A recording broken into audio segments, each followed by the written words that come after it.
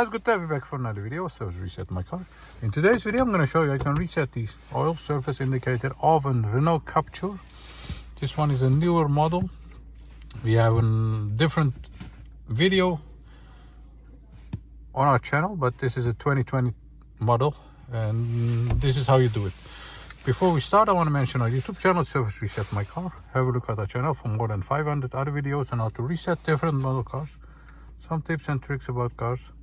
Use the comment area if you have any questions, and I'll get back to you as soon as possible.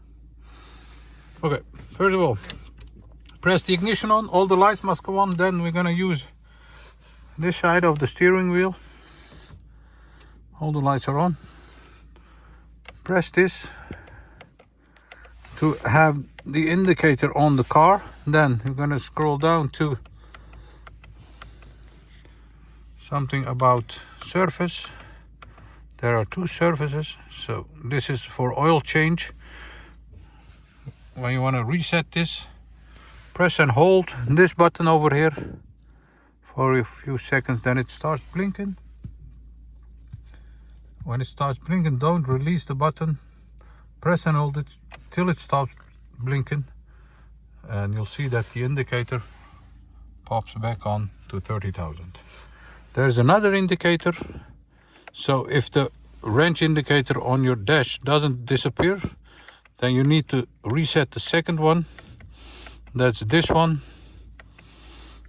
This is about the surface, and the first one was about oil change, and this is about surface. Same here, press and hold it for about 5 seconds. When you see that it's blinking, don't release and this button till it stops blinking. And when it stops blinking, you can release the button.